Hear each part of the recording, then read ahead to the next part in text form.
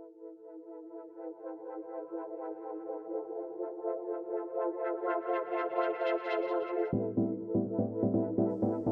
everyone, and welcome to the 15th episode of the Nethergreen Podcast. It's been a while. It has. It's been, you know what? It's been just long enough, actually. Just long enough for you all to remember us. And just slightly being like, oh my god, like, oh, I wonder what's happened to them. Yeah. And here we are. We're back. Yeah. You know? It's perfect. Yeah. And back better than ever before, you know.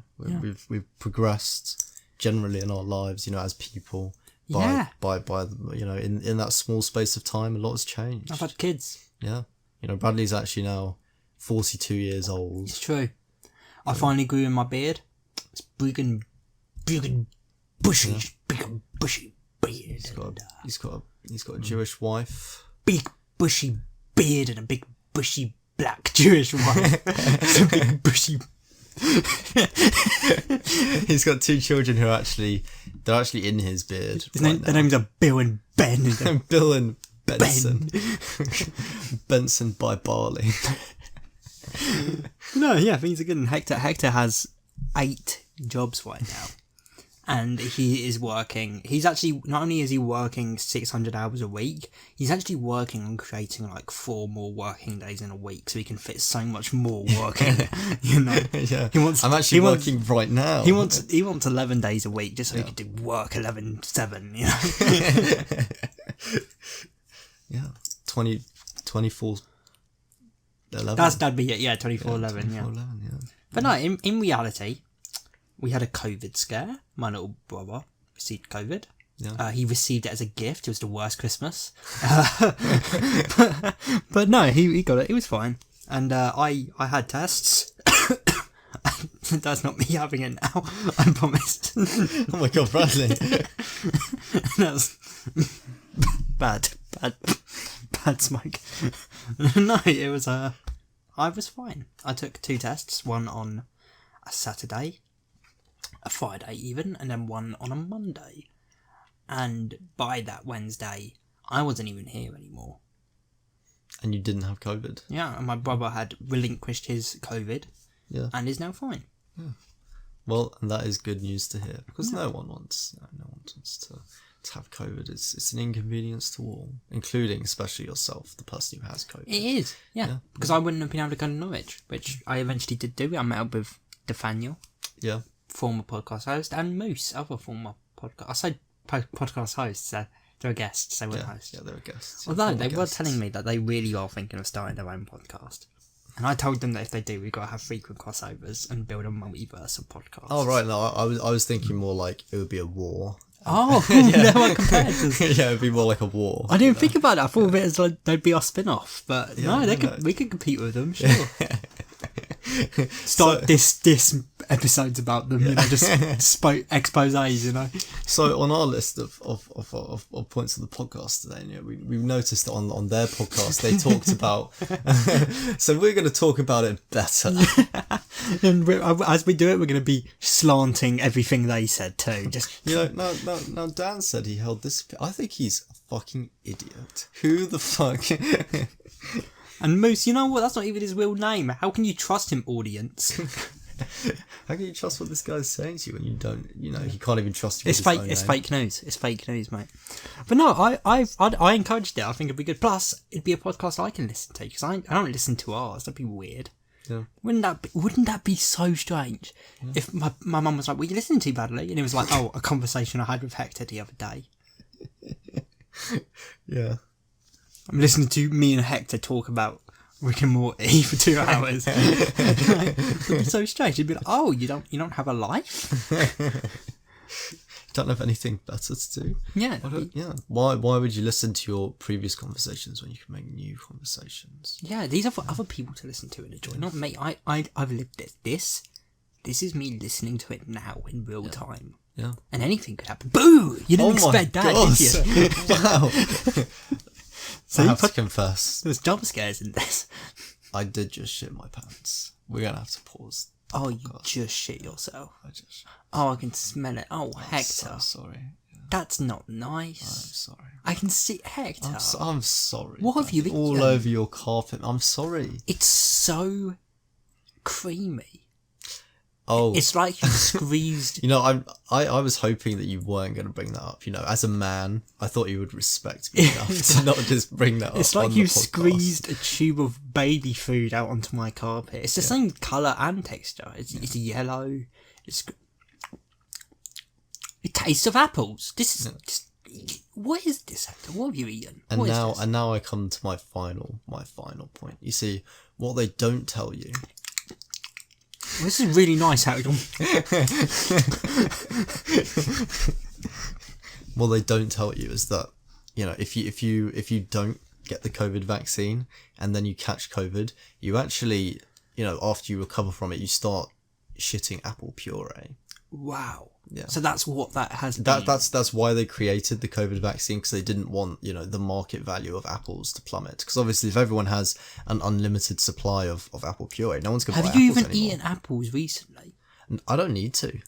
Man, that's crazy. Yeah. That must mean apples are like at least semi-human. Well, now we're delving into conspiracy theories, Brad. Oh, I didn't want to get political here. I'm sorry. I didn't want to get political on Nethergreen. Yeah. But no, it's been fine. And now we're back together, and we've got a lot to talk about. We've missed 3 episodes of Doctor Who. We missed a South Park movie. Yeah. We missed a lot of things. But we're going to start small and work our way up. Yeah. Like we have 15 times now. That's how the podcast is structured. That's how it goes. We have a main topic at the end, but at the beginning, we just go over... Is this your first time? Seriously? It's 15. Okay, start at 1. Work your way over. Okay, we've talked about a lot. It's how it goes. You gather information as you go, and then you put it all together. Look at this. I'm sick of this guy. Does he think he's just coming in on the 15th episode and thinking everything's going to make complete sense, and we're going to have to spell it out for him? Well, get a life, guy. It's been like almost 3 years. Exactly. It's been ages since the last one. You've had so much time to listen to the first 14, but no, this is the first. You introduce yourself with this. You don't know us. You don't know us. I'm a whole new person now, Bradley. Yeah. I'm not even the guy you knew. It's been that long. Yeah. You know what? For you sick prick who's like, oh, episode 15. That sounds like a good jumping off point. Yeah. Let's reintroduce ourselves. Hi. I'm your host, James Patrick Campbell. Wow. Amazing. Yeah. I am your other host, Patrick James Campbell. Not related. Not related. Completely. I was born in New Mexico, Albuquerque. Yeah.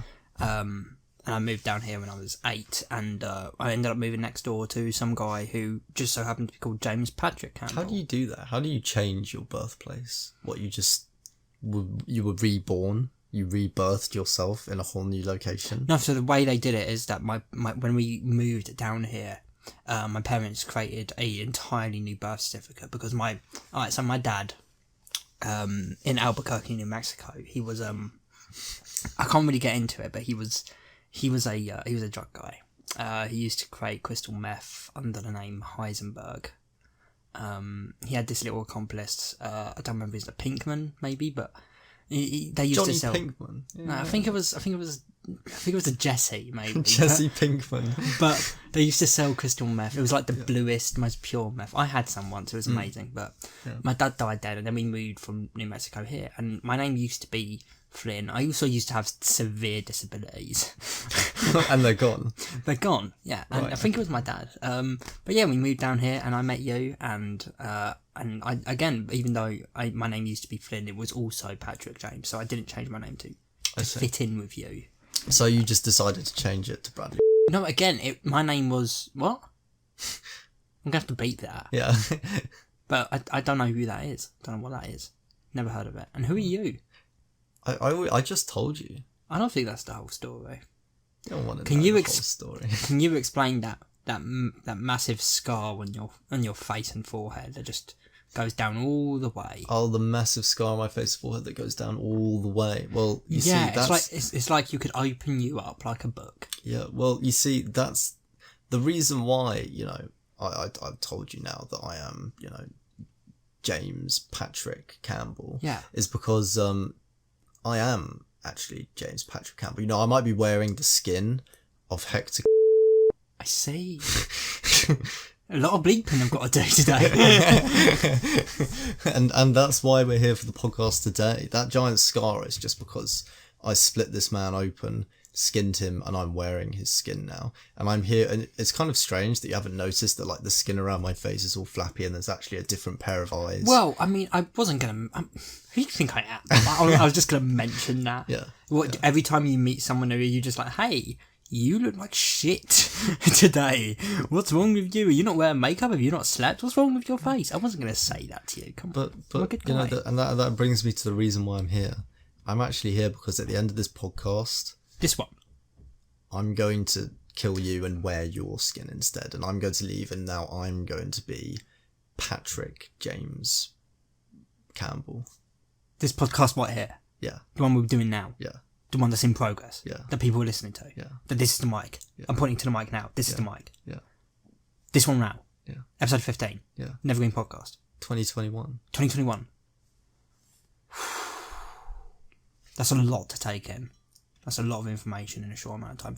Can I have maybe an entire episode of a podcast to think it over and let you know how I feel about this? That's understandable. Yeah? That's agreeable. Alright. Well, now that we've gotten that out of the way, we'll get back to that. Let's get started. You've had an amazing journey.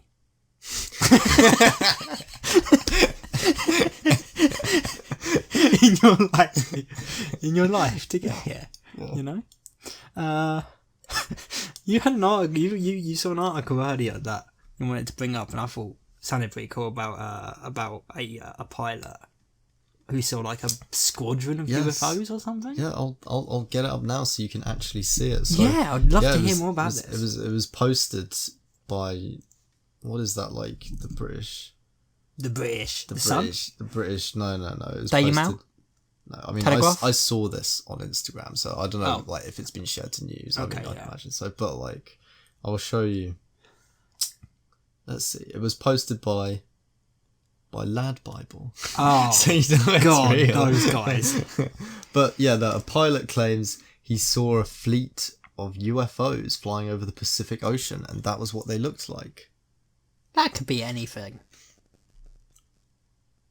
That could be anything. Could it? Yeah. Well, no, not anything. It couldn't be like small children just flying in the air. So it could be UFOs. I mean, technically by definition, it is a UFO because a UFO is an unidentified flight. If you can't identify it, it's a UFO for you. Okay, so the reason why it's not going to be a drone is because it was taken at 39,000 feet. Big drone. So what could it be? Who knows? Maybe it's satellites? Who knows? I mean, there was like a UFO sighting that's like been like floating around the internet for like since like 2010. Well, you got to remember, again, the UFO definition, unidentified flying object. It doesn't have to be alien. You just have to know what it is. It doesn't have to be alien. It's just something flying around. But I mean, like, there was that one posted by like a US military pilot that was published by the Pentagon, and they confirmed it to be a UFO. So I feel like that's probably, that's maybe a bit more higher standard than what can it be? UFO lizard people. But no, I mean, I'm a big fan of UFO. I mean, as a writer, I love sci-fi. It's a big love of mine. Yeah. And you know what? I hope it's true one day. I hope one day we finally do get that evidence, because then hopefully the planet's just going to be like, oh, fuck, we need to go out together. We need to. There is one interesting theory. I can't remember what it's called, but it's essentially it revolves around. There would only be a small number of reasons that extraterrestrials would actually come to our planet. Yeah. From an objective view of what the reason would be. Why would they come? Because it would use huge amounts of resources to come from anywhere to get here. So why would they come here? So it would either be, there's a high probability that it would probably be bad for us, or it's overwhelmingly good. Like they get hit out of breath, like good news, everyone. We found the cure to COVID. No, that'd be crazy. Aliens wouldn't care about that. I think it'd be more like, good news, everyone. We found another universe. Come on in. They love us there. We're gods to them. They're so tiny. Yeah. We're going to invade their universe. Come on.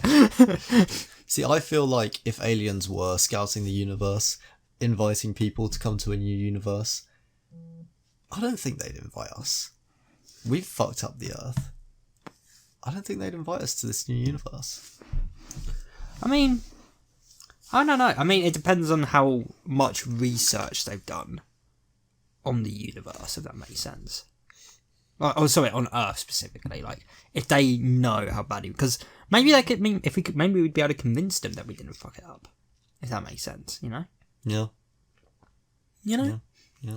Like, we could be like, yeah, no, it was always like this.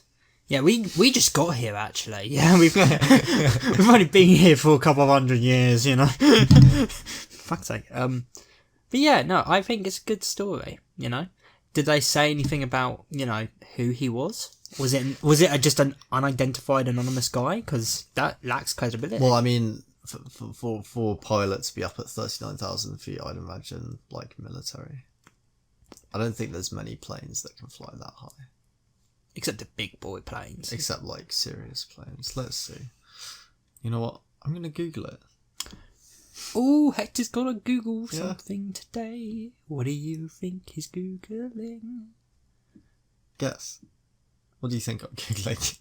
What aircrafts can go that high? Am I correct? Oh, apparently, modern airliners are usually built with the ability to function when flying at 40,000 feet. Okay, that's not so too it could high, just then. be like it could just actually just be a random pilot flying a modern airliner then. So it might not even be a military person then. Essentially, what I'm telling you is that I lied. Yeah. Directly to your face. And to the audience. Right, yeah, and to the audience, yeah. Yeah. Yeah, basically. Man, you're a bad person. Yeah, I just like to keep everyone on their toes, you know. Well, what do we think? Do we believe him? Do you believe him? I don't know about this post specifically. No, I mean this post specifically. This do you post believe this guy? Do you believe that video? No. I don't think so. I think if it was like posted by US military or something like that, then yeah, I believe it. Like the one from 2010. I believe that one, but not one posted by a random airline pilot. That could be any guy. It could just be a random Joe who's flying his airplane. Or even more than that, it could actually be like it could be like Quinton Tarantino creating a fake video. This is the thing as well. Deep fakes. How easy would it be to fake that? Yeah. Way too easy. Yeah. I mean, there's more real shit in films, and that could be real. So who knows, you know? Yeah, that's true. That's why I think the older videos from 2000s are more credible than anything that we see today. Because it would have been harder for them to fake it. Yes, but I also think it depends on the video quality. That's also true. Because it could be it's shit, but then they have purposely blurred it to make it look more credible. Yeah. You know? That's also, that is also a big factor. Because that's something, whenever you see a picture or anything, there's the leaks from Spider-Man, some of them definitely look legit, some of them are really hard to disprove, but the ones that are just blurry as fuck, what? That could be literally anyone. That could just be anyone with Toby's head, and you've blurred it so you can't prove it otherwise. There's no proof here, you know? Yeah. You need so many pixels. Yeah, you need a lot of them in order to prove something. You know? And why do you think people enjoy doing that? Why do you think people enjoy just putting out... It's trolling. It's fucking with people. Yeah. You know, getting people's hopes up. Putting out fake shit. Because, it's just fucking with people. People love it. On the day this second Spider-Man trailer came out, an hour before it dropped, I decided to just search on YouTube because I was like, there's going to be so many fucking fake ones. There were so many fucking fake ones. And all of them had Toby in the fucking thumbnail, you know? That's cringe. It's because everyone these days wants that YouTube fame. Exactly. They want that cash money. Sweet YouTube revenue. They want to be the next Pewdiepie. PewDiePie he's looking out every day thinking, all these people, they want to be me. Do you want to be me? And the answer would be yes, I do want to be PewDiePie. You're fucking lucky. And you're a lad. You're just, you're a special guy. You're cool. He is. He's a good guy. I like PewDiePie. He's a good guy. Everyone should love PewDiePie. Yeah, I don't really watch him anymore, but whenever he comes up, I'm not like, a PewDiePie video. I'm just like, do you know what I just realised? Technically, for a while, he was. You remember what we were just talking about? The stuff on South Park. How Randy became, PewDiePie became that for a period of time. That's true, actually. He did. Yeah. Became what? Sorry, now I'm confused. No, I didn't actually pay attention. What were you saying? What do you mean? He became an N-word guy. Oh yeah. Do you remember? He did. Oh yeah. Do you remember that? The bridge incident. Yeah, he did. Man. Alright, do you want to know the worst thing about that, to be fair? It wasn't him doing that. Have you heard of H3? You know H3? Yeah. It was H3's reaction to it.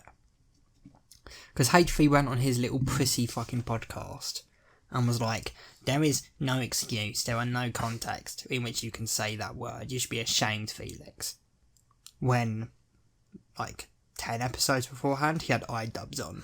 Yeah. And he was freely saying it without a care in the world. He said it so hard at one point that even iDubbbz was like, ooh, man, you're enjoying this, aren't you? Like, man, you're a fucking hypocrite. Yeah, even, but H3 is 100% a hypocrite. Yeah, man, I really, that guy over the past, since 2016, it's just been a downhill fucking spiral. It really is.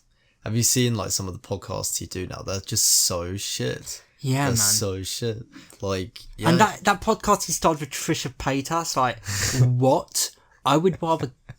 I can't explain the things I'd rather do to myself than listen to that. That is insanity to my ears. Yeah.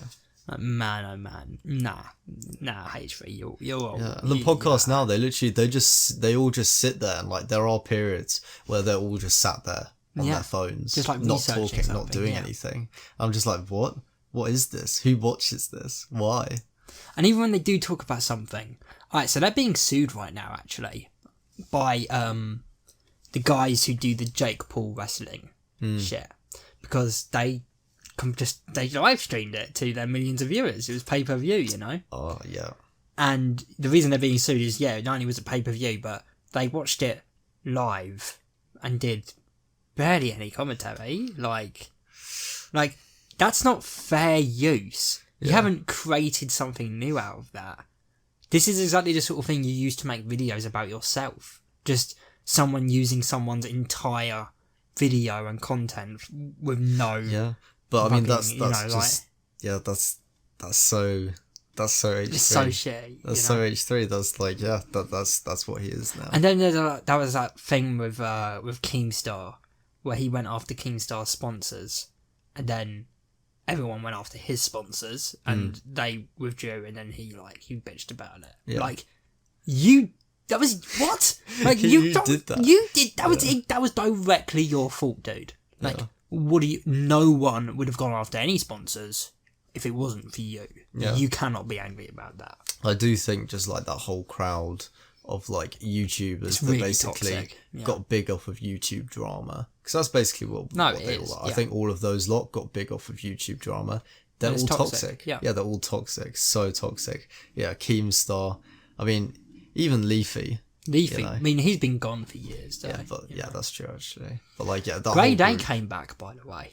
Really? Yeah, he's back now. I haven't seen it, but he's making videos again. Wow. I haven't been on YouTube, man. I've just kind of, it's not the same as it once was. No, it really isn't. Most of the YouTube... Alright, so, one of my favourite YouTubers right now is, his name's Quinton Reviews. So, alright, when I explain this to you, you're gonna laugh, essentially, because I'm loving this little mini-series he's doing right now. Alright, so, there's these old Nickelodeon shows. Drake and Josh is one of them, and it's the main ones that he talks about are iCarly and Victorious.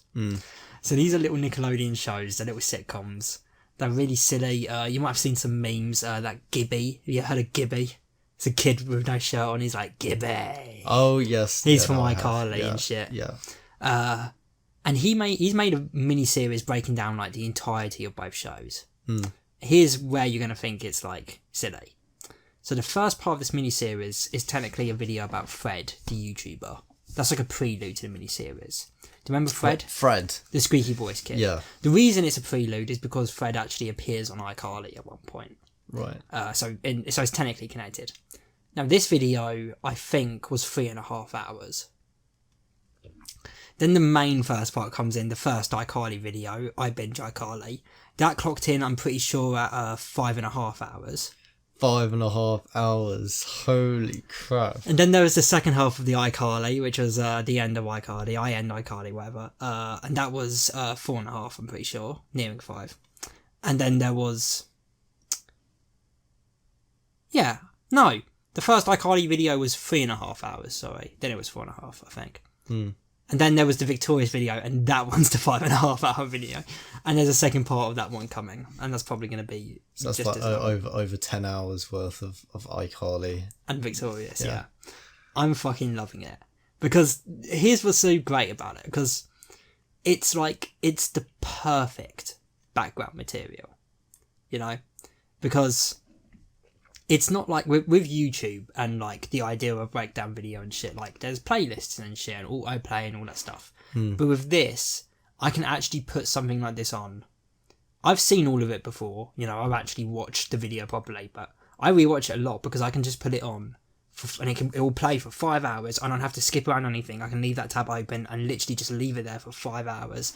And I can just look in, and at every point it's consistent. You know, I know what he's talking about. It's not going to be like when I'm watching random YouTube videos where I look and he could be talking about something, and then I look and he's talking about something completely different. You know, and I have to reevaluate what I'm watching. Like, no, it's all about this topic. You know, and he goes into it in detail. He go like with the iCarly video. How in detail can you go with that kind of a show, though? Well, that's the thing. You might not understand what sort of shows they are. So for the iCarly video, he has this running joke where he counts the amount of crimes they do, because they are constantly committing crimes. And at the end, it's something like 60 or 70. Amazing. And Victorious is a weird show, so he counts the amount of times there's a paedophile reference, essentially, a reference to a adult wanting to have sex with a kid. It happens a lot more than you'd think. Yeah. They're weird shows. So iCarly... the way he describes it, and I actually think it's really accurate, it's like It's Always Sunny in Philadelphia for kids. No, sorry, Victorious even. Victorious is like It's Always Sunny in Philadelphia for kids. Because all of the characters in Victorious are awful people. They're terrible people. They really are. And they never learn their lesson, and it's a really episodic show, so they never grow. They never change. Every episode it basically resets to the same awful people. Yeah. And iCarly is a really interesting show, because... it predates YouTube, or it's like really early days, the same sort of time as YouTube, but it's a show essentially about someone becoming a YouTube celebrity and what the idea of a YouTube celebrity could be, because that's what it's about. It's about these kids who create a web series and it becomes overwhelmingly popular and they're suddenly famous. Yeah. So there is a lot of them too. I mean, you know, they both had like 6 seasons. I think, no, iCarly had 6, I think Victorious had 4. But there's a lot of, you know, there's a lot of episodes. There's like, you know, almost 60 between them both, each. You know? Yeah. So yeah, there's a lot he can talk about. And that's the thing. He goes so in depth. He's talking about like, he goes through like every episode essentially. It's brilliant. It really is. And I've followed this guy for years. It's so weird because this guy used to make like really regular Doctor Who content.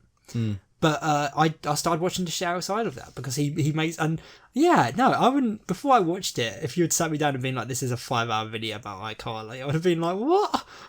But then I actually sat down and watched it and I was like, man, this is really, really entertaining. And ever since then, it's like, yeah, this is perfect background material. It really is. And yeah, I've watched both iCarly episodes in a day.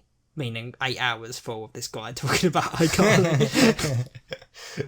We must have like really different ways of using YouTube, because I don't use YouTube for like that kind of thing. For me, the longer the better. Like, alright, I'm actually being serious here. Unless I'm like sitting down to watch YouTube to like eat dinner, the chances of me clicking on a YouTube video is like less than like, I don't know, at least 40 minutes long is rare, unless it's going to be like an interesting video.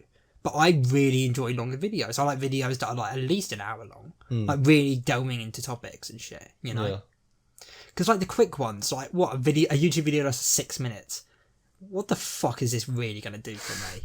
What is this going to give me, this 6-minute YouTube video? How is this actually going to like, this is impact the problem, my though. life? YouTube is now like... I tried to fix this on my YouTube because like a couple of weeks ago before I started doing work, I fell into like the clickbait trap. Yeah. I like started clicking on random videos and just watching them because I was bored. And that's why I paused my YouTube history years ago. And they'd be in the range of 3 minutes to 10 minutes, right? They'd be those kind of videos, like short, quick, kind of like clickbait things. And then after like literally just like a couple of those kind of videos being clicked on, my homepage is flooded with garbage. Exactly. Hot garbage. So much hot garbage. I had to go through and like clear it all out. Now I try to just like, what do I even use YouTube for? I just used it for like I don't know, I guess like educational, like, so like, yeah, just like mostly like coding videos and shit. Like I don't really use it for anything else other than that, really, unless it is like an interesting like video, like The main thing I use it for has always been like film and TV reviews, essentially, and they're my main brunt of channels that I watch. Me and Quinton reviews, you know, an iCarly and Victoria's Breakdown. But then there are stuff like there's a channel called Your Movie Sucks, who he's a Canadian, he's very monotone, and he will just deconstruct a movie entirely and just destroy it. And then he would also just make fun of it and make edits during it, where like there's a movie called Cool Cat Saves the Kids, which I think I've shown you snippets before. It's like a big orange cat. And he's just shouting constantly because it's a guy in a suit and there's no mic inside, so he's just, "Hi everybody, I'm Cool Cat." And then at some point halfway through his review, he just cuts to like a little parody he does where, because Cool Cat was in a green screen at one point, he just puts him in like a rap video, and there's like Cool Cat dancing, and there's like strippers fucking dancing and weed logos and like proper like bad bitch money like music, and it's like a proper little funny like edit, you know, like yeah, channels like that, like I've grown, like I've been subscribed to them for like years, like almost like a decade. They've been on for so long, and that's the channels I like, the channels that grow with you and grow their content. Because then there were channels like Smosh, who never fucking grew from when you were 10. Yeah, you know. Yeah. That's the thing. What I can't even think. There's very few channels like that Pewdiepie I still watch. Yeah. I think that's like one channel that I do watch every so often, just because he's iconic. Just because he's a staple of YouTube. Yeah, he is a staple of YouTube. He is very iconic, and like for me, that was like, I feel like that's where most people started, or maybe not most, but a lot of people started in our generation, like watching YouTube. They started off with like, it'd be like Pewdiepie, Markiplier, Jacksepticeye, JacksFilms. Do you remember JacksFilms? He's still going. Yeah. Dude, he's honestly, I'm proud of JacksFilms. He's married. Yeah. He's got his dogs. He's got a podcast. He seems like he's really happy. They're all grown adults now. A lot of them are married and like have their own like. And his wife. All right. So there was actually some drama that happened a little while back. So his wife, her name's Erin. She's fucking, because I watch his videos quite a lot actually. She's really funny.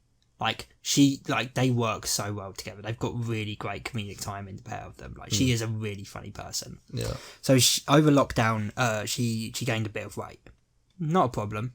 Again, she's a really funny person, and she is she's a really pretty person. She's a really cool person, you know. But she didn't appear in these videos a lot, and then she appeared at some point last year. And then a lot of the comments were talking about her weight and criticising her.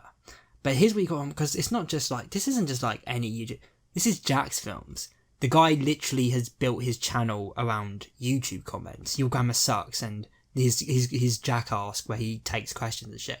Yeah. This guy reads the comments. You know that. Yeah. And she read them too, and it fucking made her cry and shit. So he took the video down. He was like, you know, if you're gonna be like that, just fucking leave. You know, like leave the channel. We don't want you here. Yeah. And she hasn't appeared physically since.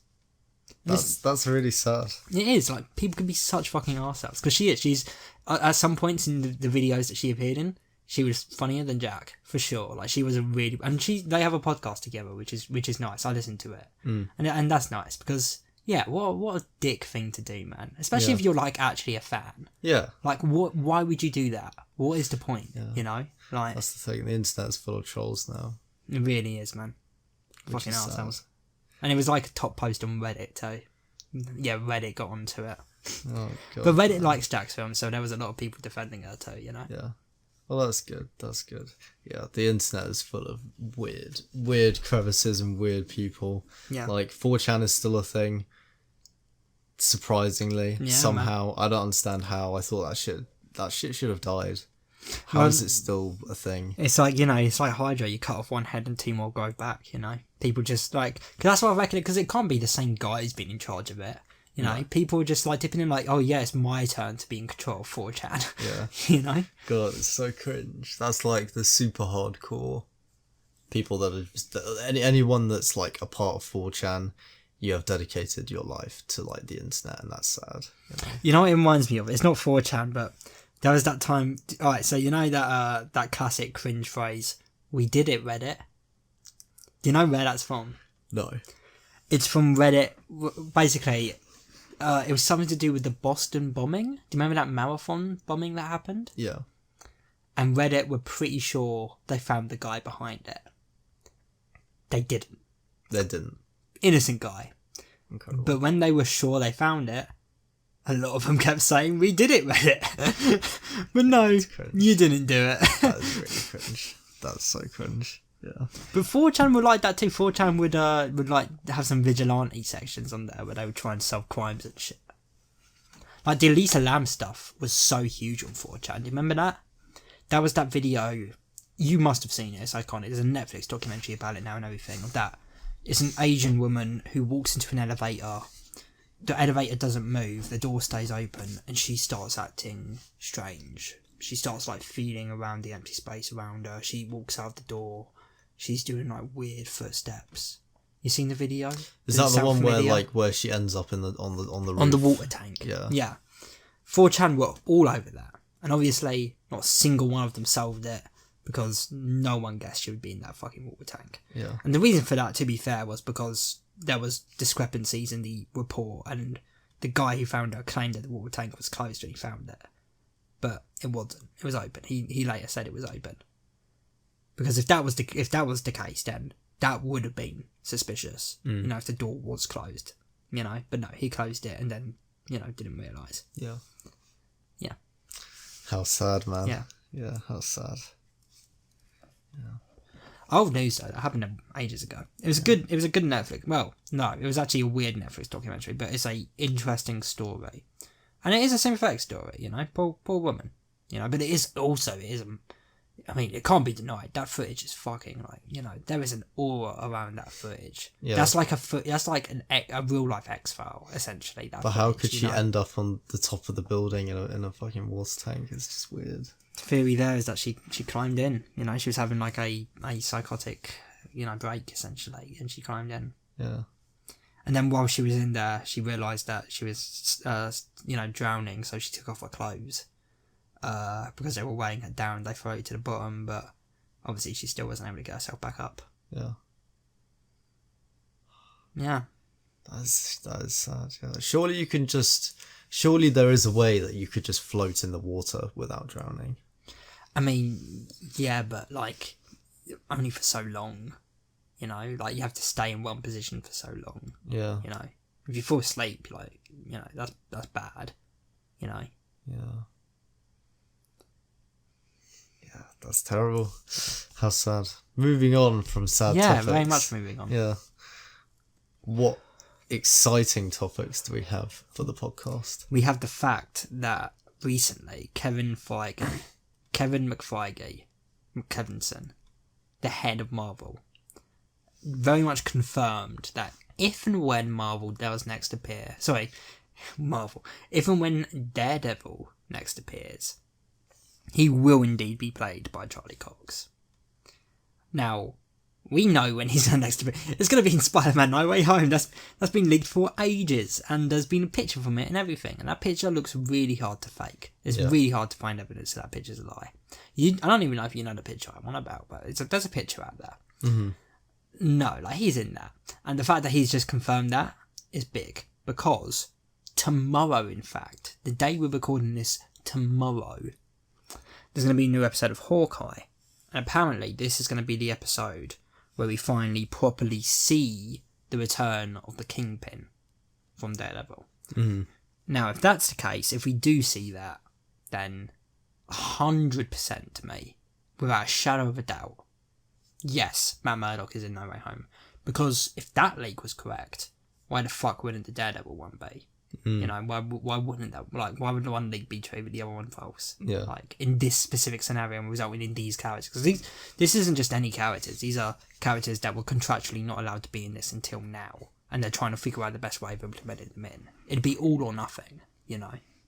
So, yeah, no, we'll see tomorrow. I'll see tomorrow. We haven't watched Hawkeye, so unfortunately we can't talk about it. But I will show you it eventually. We will talk about it before the series ends. You know, I'll make you catch up to speed and shit. Yeah, and that's Hawkeye is the one guy that I think is just really I remember dumb. when I first told you that was the Hawkeye show. You went, Hawkeye. Are you joking? Just like that one guy with his bow and arrow, you know, just like, why is he there? No, but that's why he's entertaining, because it's like, yeah, why is he there? Yeah. Like, what is it about him that's so resilient? Why did I need him? Yeah. That's what the show goes into. What makes Hawkeye tick, you know? And it is. It's fun so far. I'll give you a quick spoiler-free review, I suppose. Yeah, really enjoyable. It's based on the comic that I've read. That's like, it's one of the best comics I've read. It's really fun. They're adapting it really well. Not as well as they could have done. But at the same time, it's not finished yet, so we'll see how much more they can do, you know?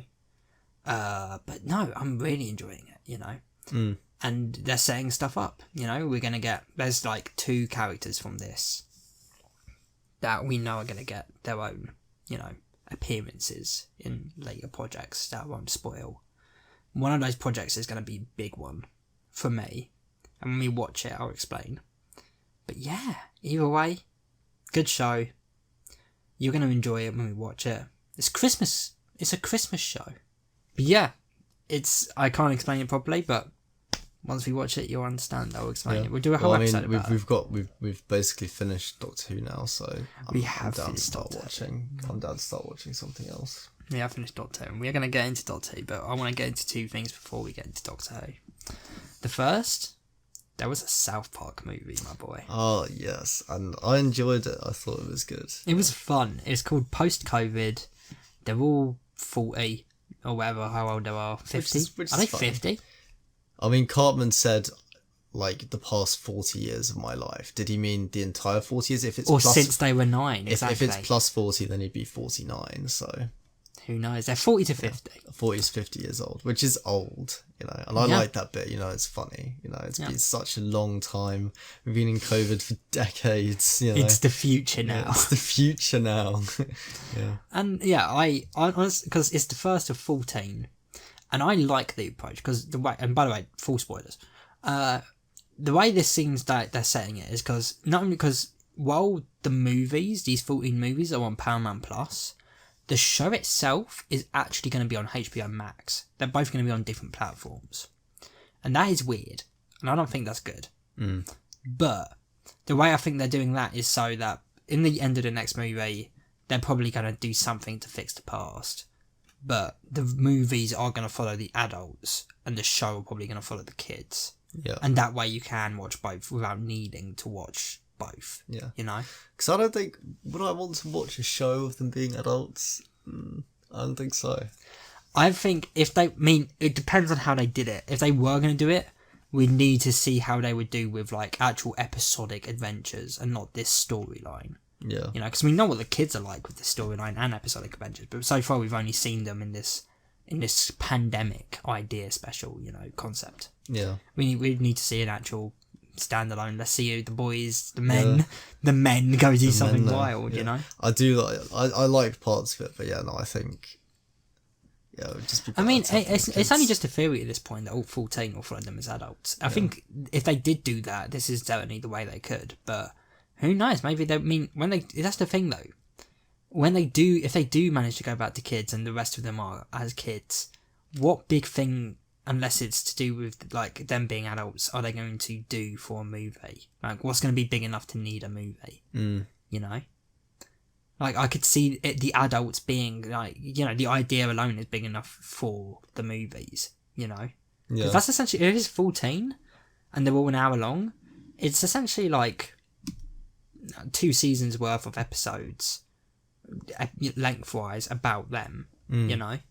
So it's just their story, you know? Like, yeah, I couldn't see the movie's been done with them as kids, if that makes sense. Unless they're kids, but it's still going to be talking about the pandemic, which I want them to leave at this point. I'd like to go back to classic South Park soon. They have been like going off on the political stuff, I feel like, for quite a while. Like the political pandemic stuff for quite a while. Like that was like such a huge portion of the past couple of episodes of the previous season of South Park as well. Well, I mean, yeah. Well, I mean, obviously, in terms of the actual COVID shit, there's only been 3 episodes about that. The 2 specials and this. But before that, yeah. But that's because they did a weird mistake. And it was a mistake on their part. They've actually admitted that there was a mistake. When they were doing the whole series where Garrison was Trump and he was going up against Hillary, they have fully admitted they did not think Trump was actually going to win. And when he did win, they wrote themselves into a fucking corner. Yeah. Because they realised, oh shit, we've just made our character, Mr. Garrison, the President of the United States in real life. Yeah. Like, we've actually got to stick to it now. Yeah. So that's why it ended up becoming a lot more political, because unfortunately they dug their toes in and they thought they were going to be handling out, and like, they didn't get it. It just became, I don't know at what point it did, but it just like recently, like modern South Park has just become so political. It did out of nowhere. Political, yeah. It just did. Like if you go back and you watch, like, I don't know, like seasons fucking 7 to 14. Yeah. Is political? Would I even think of the word political while watching those? Actually, it's funny you say that, because I'm pretty sure the last episode of season 14 is a very political episode. It's the one where Obama wins and that he's doing a heist. Yeah, that's true. That's true. Actually, yeah, no, there is always that 13. I think. But that's the thing. There's always random ones in the previous. Yeah, but that's the thing. Do you think it's because South Park started leaning so heavily into the idea of serialization and story arcs? Because even though serialization they claim ended on season 21, I don't think it did. Like, the latest season was the Integrity Farms story arc. Yeah. And the season before that was like, it had PC Principal and shit like that. I don't know. I think they're still leaning more into the serialization than they care to admit. Yeah. I mean, yeah, it definitely, ever since, like, I guess they kind of make it, like, prominent by saying it, like, that things have changed now. There is the episode where Cartman gets the shit beaten out of him by PC Principal. Yeah. And he's like, it's over, guys, we have to change. Yeah. And they weren't joking. South Park actually did change from then. From then on, it actually became, like, really political and, like, talking about all this, like, like... Maybe that's what they had to do to stay alive. Maybe they were, like, under risk. Because remember, around that time, people got more woke in general. This is true, yeah. Yeah, this is true. Yeah, the old days are gone, man. Yeah, the people ruined South Park, But that's the thing, it's not ruined. It's still funny. It's just different. It is different, though. The golden age, you could say. The golden age is past. Yeah. Yeah, but it will always be there for us to watch. It is. It's a constant, and it's still so much better than the shite like Family Guy. So much better. And fucking, in The Simpsons now, like, oh man, nah, you can't beat Stan, Carl, and Cartman, No, definitely not. No, yeah, classic South Park. It is, and I am looking forward to the next movie. It should be around the same time, which would probably be like December 27th or 28th or around then. Yeah. So we'll watch it before New Year's. Yeah. And I've said this already. I'm looking forwards to seeing Butters and Ike. Yeah. Those two characters. Yeah, let's talk a bit more about it. So the whole episode centered around the idea that Kenny died, which is a shock. Who would have expected that? But yeah, they get back together, they solve his murder, which isn't a murder, but it turns out that Kenny was trying to go back in time to stop the COVID pandemic, and he succeeded, but he came back with COVID, died, and now South Park is quarantined, meaning all of them are stuck there. Cartman is now Jewish, and a rabbi with a family. A family with a Jewish wife and 3 little Jewish children. A Jewish baby. Yeah. And his wife is called Yentl. Yentl, yeah. Yentl. Oh, it's just the whole thing. It's just like so funny. It's so fucking funny. It's good. Yeah, I like that. And yeah, Stan and fucking Kyle. Again, I said it during the episode. They're very accurate to what they would be like. These this is very much Stan and Carl, you know, this is how you can imagine, because, you know, Stan was always a really cynical arsehole, and you can see it when he's talking to his Alexa and he's talking to his dad, and Kyle was always kind of submissive, and it makes sense that he would stay in South Park to me, and he wouldn't actually move out of that house, and he would just kind of linger, you know, because he didn't really want to change, he didn't really want to grow, you know, he was kind of adverse to it. Yeah. So, you know, I thought and it was Cartman. and then there's Cartman, yeah. Oh, yeah. Oh, it's just, when he gets his children, he starts singing with them. It's just, oh my God. They just play it up so much. It's just so funny. Maybe, because here's the thing, there's two possibilities. It is just fake and he's fucking with Kyle, and he really is genuinely just fucking with him. Him and his entire family are fucking with Kyle. Or it's real. Now, here's the thing. If it is real, do you think that's what... Maybe he was making fun of Jews so much because he really wanted to be one. Maybe that's why, like, he was pretending to hate them because deep down he just really wanted to be one. Maybe. Yeah. Maybe. I think both are a possibility. At this point, yeah. But, you know... The biggest hint that is fake is at the end where he's like, no kids, fuck Uncle Carl. Yeah. Because maybe he was teaching them to say fuck Uncle Carl. Yeah. You know, or maybe they really did just say that on his own. You know? That baby was just like, fuck you, Uncle Carl. Fuck you, Uncle Carl. Oh, yeah. No, it was good. I enjoyed it overall. Yeah. Although, I must say, because when they announced them as movies, I was really hoping they'd be longer than an hour. At least an hour and a half, I was hoping. Like, I don't know, when it's an hour, I don't know if saying it's a made-for-TV movie is that accurate. This could easily have just been a special. The special was 45 minutes. Like, this could have just been a special. You know, they call it an event, but... I don't know, the most event thing about it isn't its length, it's the idea of them being adults. Which, if they had done that in the show, and it was just a normal episode of the show, that still would have been an event. You know? What structurally and, like, technically makes it a movie? For me, a movie is anything above, like, 80 minutes. 80 minutes minimum, in my opinion. That's why I don't consider, like, Doctor Who, the 50th anniversary, a movie.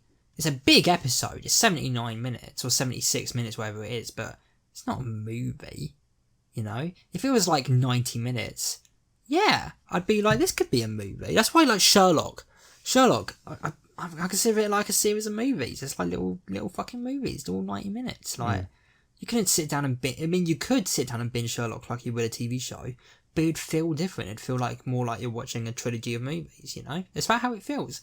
Watching that, it feels like the TV show. When you watch the South Park movie, that doesn't feel like the TV show. Yeah. You know, that actually does feel different because of how much longer it is. Like, 90 minutes is different to 60 in terms of how much story you can put in and how far you can go. You know? Like, the South Park movie, I mean, think about how much they managed to do. There was you know, all the shit in hell, you know, all the shit in Canada with Terrence and Phillip. Yeah. You know, like, they managed to do a lot. Yeah. You know? Yeah. And even in this, like, they tried to do a lot, but, like, they could have done more, I'd still say. They could have expanded on some shit, you know? Yeah. I don't know. I would have liked for them to be out for longer, but I don't know. I can work with an hour, for sure. I could totally work with an hour. More South Park content is good. Yeah. You know? As long as it's something. I mean, do we know that they're all going to be an hour long? No, but I'm going to expect it because this one is. I think it would make sense to expect it. I don't know why they would all be different lengths. You know? Yeah. I feel like that would be weird if they were like, this one's 2 hours long. This one's actually longer than...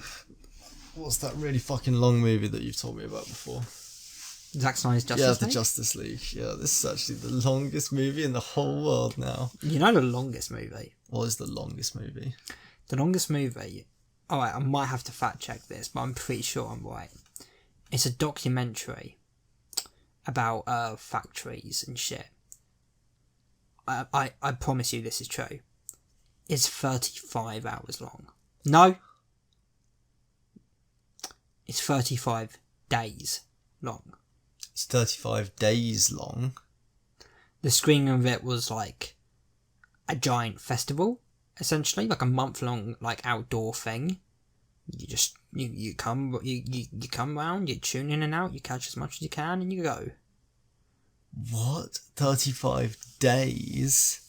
I'll Google it now. I'll fact check it. But I'm pretty sure I'm correct. That's insane. Theatrically, though, because again, that's like, that is a 35-day film, but again, that was like independent. They screened it outdoors. Yeah. in terms of an actual film shown in cinemas, it's 14 hours, and it's called The Ten Commandments. It's a Bible film. That would make sense. Yeah. Yeah. But yeah, let me fact check that this is indeed. How much do you think that would actually be in terms of size? I mean, like gigabytes. That would be huge. God, that's hard to say. That really is. Like, that would be terabytes and terabytes. That would be so huge. Oh, no, I'm wrong, actually. Alright, so no, it was overtaken in Alright, so the longest cinematic film was overtaken in 2019 with a film called The Innocents, which was 21 hours long, that you could see in cinemas. And the experimental one, 35 days. 35 days. And that was in 2012, and it's called Logistics. That's insane. Yeah. What could there possibly be that would because that's like thousands of hours. Yeah. Well, what do you mean? No. What? Oh, the days. Yeah. Oh, I think it says here. Yeah, no, alright, so the one that's 35 days is 51,420 hours. Yeah. Yeah. Like, how? Well, no, I told you how. Like, you know, you're not supposed to watch the entire thing with that one. You were supposed to just arrive and watch throughout the month as much as you can. That is insane. Although, do you want to know one thing I heard recently that was insane to me? So there was an episode of a show. I'm going to find it through the actor. I don't remember what it's called. But I know John Hamm was in it. Do you know John Hamm? John Hamm? No. Oh, you'll recognise his face. There's his face. The actor John Hamm.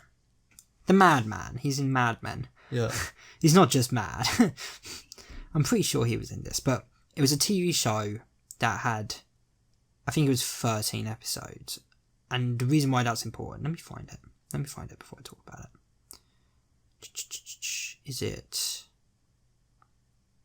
I can't find it. I was so sure he was in it. Is it this? No, it's not that.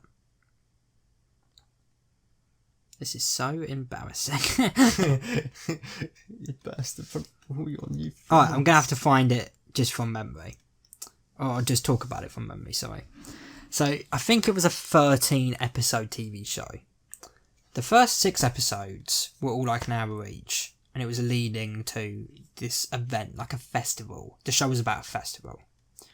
The last 6 episodes were the aftermath of the festival. So the middle episode, episode 7, was the festival. The reason why this episode was important is 1, it was 24 hours long, and 2, it was live. They did a big 24-hour live episode for the festival, where they actually threw a festival and had the plot happen throughout it.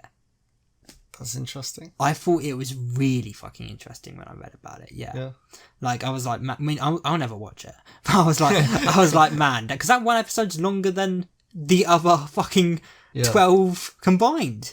You know? And they did it live. They did it live throughout an entire day. You know, no ad breaks or anything. So you can either watch the entire thing in one 24-hour setting, or you just tune. And that's the way they did it. Like, it was one big long plot, but the plot revolved around a fucking festival. You know, you can dip in and out, essentially, and you can catch up quick, essentially. You know, it's the way they kind of did it, apparently. Yeah. You know, so, yeah, I mean, again, I'll never watch it, but... That's far too long. It is. It's so fucking long. But the idea of doing it live, that's brave. Like, imagine if you get, like, you know, 20 hours into your 24-hour live stream, and someone's like, oh, can we cut? Like, what are you doing, man? What are you doing? What are you doing?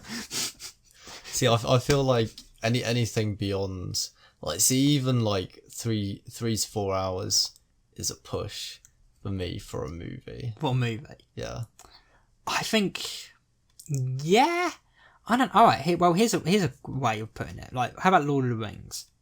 Because like it's 3 movies, but you know, if you were to watch them all together, it'd be an 11-hour experience. I wouldn't be able to do that. You wouldn't be able to? No. No. No, I wouldn't be able to. Like, at that point, yeah, no. But would that sound better than an 11-hour movie? Even though they are fundamentally the same? Yes. Because of, like, logistics. Like, I feel like if you tried to do an 11-hour movie, it wouldn't be as good as if you split it up into 3 parts and did it all separately. Like, you couldn't make it as good. See, this, I agree with you. And that's something that Justice League does too. And the reason I want to bring it up is because I think when you watch a movie that long or something that long, you need mental checkpoints. And yeah, it being a trilogy, the end of a movie would be one of those checkpoints. In Justice League, there's chapter titles in the movie. They're checkpoints. And fucking in that long iCarly review I talked about have checkpoints with each season that he talks about and each episode ending and shit. Yeah. Like, yeah, when something's that long, you need some sort of mental stimulus to be like, this something is ending and something else is happening now. Because if it's all one long thing, you mentally check out. Yeah. You know? Yeah. Like, I wouldn't be able to do that generally at all. Like, I would lose interest. Like, 3 to 4 hours, even that is just like too long, man. Just to be like watching something for that long, just solely focused on that. Like, yeah, no, I wouldn't be able to do it. Here's a question: what's the shortest?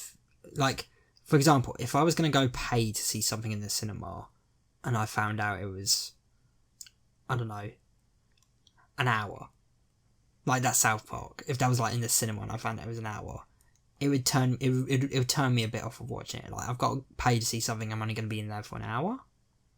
Like, yeah. The longer the movie, the more I feel comfortable paying for it. That makes sense. That's true. I don't know, that part. Like, Venom 2 pissed me off. That was only 90 minutes. I felt a bit ripped off. I was like, I only watched it for the end credit scene, essentially. Yeah. Otherwise, I would never for me, it's kind of the other way around. For me, it's like, if I see a movie that's really long, I think, I hope it's not boring. No, you think that, but would you rather pay fucking £10 to see a 90-minute movie or £10 to see a fucking 180-minute movie? The 90-minute, yeah. Even if the 180 movie is Endgame and the 90-minute one's Venom 2. It depends on the movie, dude. No. Yeah, obviously it depends on the movie. I'm saying if it's a movie where I don't know if it's going to be good or bad, I'd rather go for the shorter one. Like, Once Upon a Time in Hollywood, I admittedly, in hindsight, I feel bad about this because I took my mum to see it, but it is 3 hours long. I only took my mum to see it because she wanted to go see a film with me in the cinemas, and I was like, this is the only one that looks good right now. And it's Quinton Tarantino, and I was like, it is good. I was like, it will be good, so I'll go take one to see it, because whatever it's about, I know that structurally it'll be good, because it's Quinton Tarantino. Yeah. But yeah, she came out and she was like, that was long. And I was like, it was, yeah. And she was like, it's like, oh, that was so long. Yeah. Did you tell me it was that long? I was like, I'd said it was long. And she was like, that was really long. That was her only review. Like, that was just so long. Yeah, I'm very much like that. Like, if it's longer than an hour, I'm like...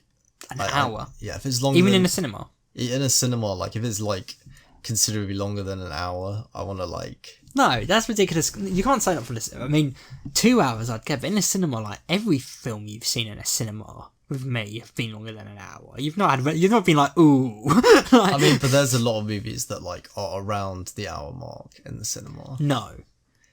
That's not true. No, that's not true at all. Because of the way cinemas are structured with the way they want to screen films and the amount of films they can show in a screening, they don't like films that are either too long or too short. There are rarely films in the cinema that are like that short. Really? Yeah, the only ones that are like the baby ones, like Peppa Pig the movie and shit like that. You'll get occasional kids ones that are 40 minutes long, but proper ones, no, that's very rare. Very, in my opinion. Oh. Yeah. Maybe I'm thinking of 80 minutes then, but like 80 minutes is like the minimum. Like, yeah, like two digits. If I see 3 digits up there for the minutes, I'm like, I really hope it's not going to be. I mean, No Way Home's going to be like 2:10, 2:20. Cool. Not minutes. Sorry, 2 hours 10, 2 hours 20. Oh right, okay. Oh right, yeah, 210 minutes. Wow. No, that would be a lot. Insane. Yeah, no. But yeah, no, that's obviously different because like I'm excited for that. Yeah. But like if it was a random like, I mean I don't even go to the cinema, but I mean like if I did, that would be like my primary thoughts. If I'm like going to see a movie that neither one of us knows if it's going to be good or bad, that would be like, I don't know, that would be something that I'd be like focused on, how long the movie is. I wouldn't want to go see a movie that's long just because. I don't know. For me, like, especially if it's a movie I don't know. Alright, no, I kind of get your point. If it's a movie I don't like, I literally have no idea what this movie is, and I see it's too long, I will get put off. But I will also get put off if it's too short, because I'll go into it being like, oh, it's 80 minutes. How much am I really going to get? This is like 2 episodes of a TV show, you know? Like or like, if it's a comedy, it's like 4 episodes of a shitty sitcom. You know, like, what is this actually going to do for me? Yeah. You know, if I'm watching a movie that I've never seen before, I at least want it to be over 2 hours, or around 2 hours, is what I would say. Like, the 2 hour mark, I think the 2 hour mark is solid for a movie. You know, I really do. Like, if I write a movie, I couldn't imagine writing a movie. I mean, I might one day, but right now, I couldn't imagine writing a movie that's like well over 2 hours. That'd be insane to me. Like, I've written a 2 hour 40 movie. Like, I'm not going to do that anytime soon, because you can do it for sure, but you don't need to do it. The only reason you need to do that is if you're something like Marvel, where you've got so much you're trying to do, you know. But if I'm trying to do that much, I'm going to do a TV show. You know, I'm not going to focus that on a movie. Yeah. You know. Yeah, and I feel like as well, it's easier to mess up a long movie than it is to mess up a short movie. Yeah, I think. In a way, long movies are definitely, you know, there's definitely more chance for drag. You know, you want to keep it nice and trim. You know, but then you get a movie like The Dark Knight, which, you know, that's 2.5. You know, would you consider 2.5 fairly long? I consider it relatively long. Yeah, but like The Dark Knight was like, that's like a really good. Yeah, exactly. Where like Dark Knight is the trimmed. Yeah. Like, every single scene in that movie is like important and amazing and shit like that. So like, yeah, it depends on the movie. So it's like Eternals, for example. Nah, it's almost 3 hours long. Really doesn't need to be. So much they could have taken out. So much. The only reason that's 3 hours long is because they're allowed to be, and that's not a reason to be 3 hours long. Yeah. You know?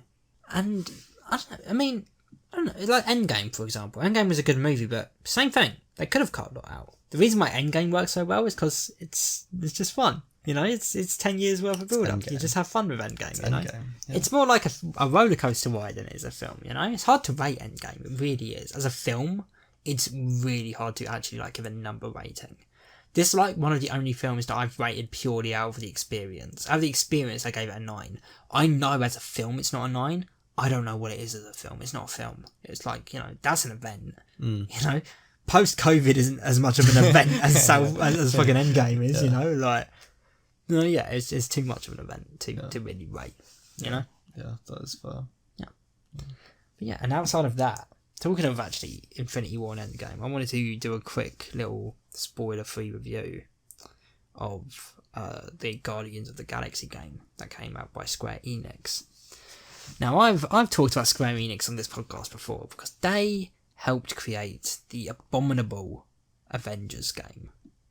It's awful. I don't enjoy it. They recently brought in Spider-Man and I re-downloaded. I actually reinstalled this game because I was like, might as well check out Spider-Man. I played for 20 minutes. For 20 minutes I played. I watched his first cutscenes. I walked around with him a bit. I went into a tutorial for him on one of their little simulated harm tutorial room things. I went into a battle. I played as him. Then I immediately turned it off. And I installed it. Yeah. Because, like, yeah, fine. He's fine. This game's not fine. And him being fine, that's not enough. Because guess what? He's fine here. But in his own game, he's great. He's amazing. Why would I play a shittier version of him in a shittier game when I could just play Spider-Man? Yeah. I'm not going to do that. I'm just going to play Spider-Man is what I'm going to do. So I immediately uninstalled it again. But with this Guardians game, I saw some things, you know? Not big spoilers, but just enough about the game where I was like, it's piqued my curiosity. I saw a cut scene. And I was like, it piques my curiosity. So I bought it. It was on sale too. I didn't pay full price. So I guess I feel like I got one over on them. Yeah. You got good deals, yeah. Yeah, I beat the system in a way, you know. But, I bought it. I played it. I played it like twice already, to be fair. Because they did a New Game Plus. It's really fucking good, actually. I really enjoyed it. And the reason why it's so much better than Avengers is because, unlike Avengers, where they were like, okay, here's what we're going to do for Avengers. For Marvel's Avengers, the game. The musical. The musical. We're gonna have it so you can play as every character. We're gonna have it so you can join games with fellow players. No one's gonna play it though, so the matchmaking is gonna be really hard. It's gonna be really hard to find enough players. We're going to have the same rooms over and over, the same villains over and over. We're going to have it so if you want to get your highest potential, 150 level on a hero, you've got to play as that hero for maybe, I want to say, forever. You've got to play as that hero and just grind infinitely until either he levels up or you die. How many hours are we talking, though? Alright, seriously, to level up one of the heroes to full level with the amount of grinding you have to do, I think you need to put in like 30 hours. And there's like 8 heroes now. And again, it's the same rooms, there's the same like 6 locations. So that would be like over 500 hours to get all of them up to max. Sure, yeah. And that's now, by the way. I want to specify that's now. Because I've got 2 heroes at full. Because it used to actually be easier. There was a way of doing it really quick. And then a load of people stopped playing and they were like, oh, we know how to make people play more. We're going to make it longer. We're going to make it harder. And that's when I was like, I'm not going to play anymore. Because why would I? Well, you just made the whole process take a lot longer. Because the way I used to do it is the tutorials I used to talk about, those would get you XP. You could level up using the tutorials. Can't anymore. Can't do it anymore. Not as much. Yeah. Fuck you. You're going to actually make me grind in these shitty... Like, with the tutorials, it was one location, one set of villains, but I knew what I was going into. But when you're giving me these shitty rotations with these shitty villains and these shitty boxes and these shitty loot crates and these shitty robots and this shitty fucking... There's like 3 different ones you can do. Alright, 3 different formats of games. There's one where you beat waves of villains and you go and fight a boss, and that's one of them. The second is you go and fight waves of villains, and then there's like a vault underground, and you got to protect the vault through waves of villains, and that's the second one. And the third one is that you fight waves of villains, and then you fight a boss, and then you fight a giant boss, a bigger boss, a robot boss, and that's it. And if you've played one of those 3, or any of them, just any of them, yeah, you played the entire game. That's it. That's all you can do. Yeah. Except for one game mode, which is hilarious, because to delay that game mode, you've got to have leveled up an entire hero. Except 1, you've made that harder. Yeah. And 2, no one's playing your fucking game. You can't do that one single player. You need a full team. Yeah. I doubt anyone's played that to this day. I doubt anyone's ever played that game mode. That reminds me of I think a game that we've talked about on here before that I have was Evolve? Evolve Stage 2. Yeah, we've talked about it. Good premise, really good premise, had a lot of high hopes, and then they fucked it. They did. And then they fucked it with an update and it died. But I played a Square Enix game with one of our friends recently, and it was very good. It was called Outriders. Yeah, well, I enjoyed it. No, it was very good. I have discovered that they don't do total shit, because for Guardians they decided to strip all of that back. It's a single player experience that's around, I want to say, 10 hours long. You can only play as Peter Quill, which at first I thought was a negative, but I've actually realised is a positive because of the way they've done it, where you not only control Peter, Star-Lord, but you control Star-Lord controlling the Guardians. Like, in a battle, you tell them where to go and what to do.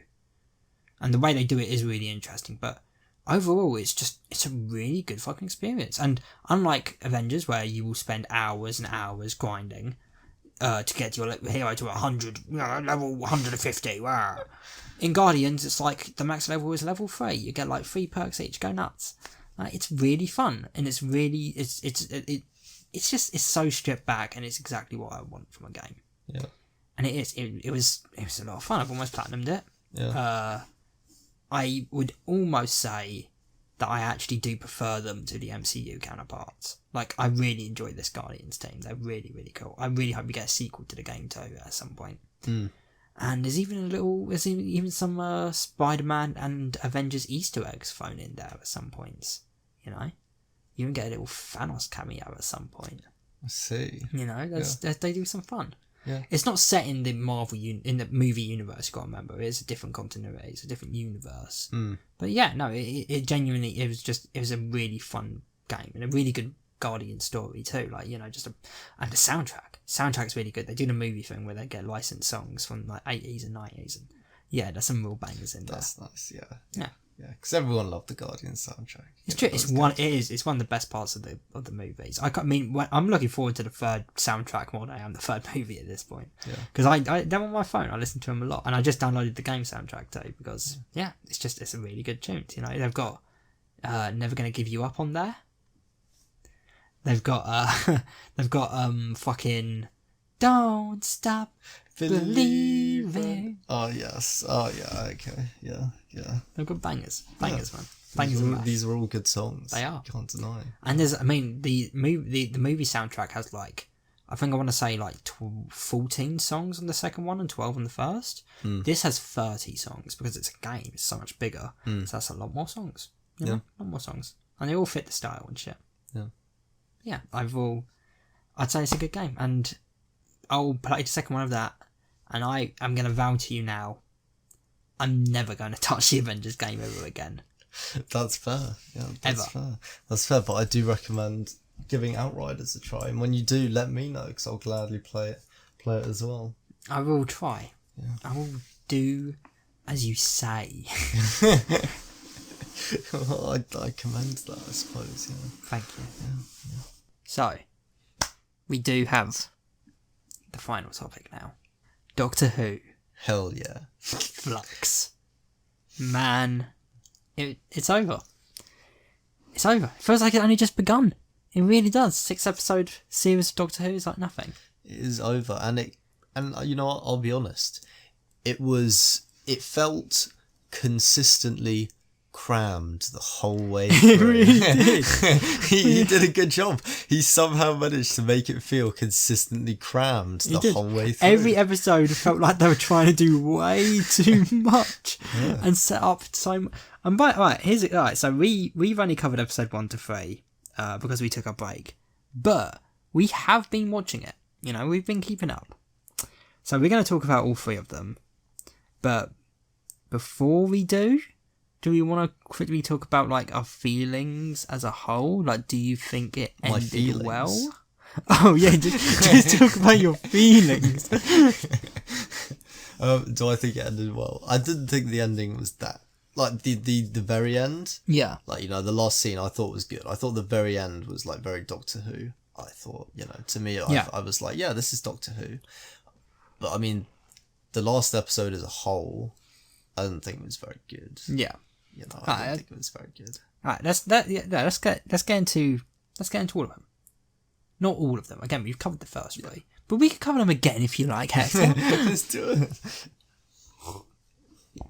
No, so episode 4, Village of the Angels.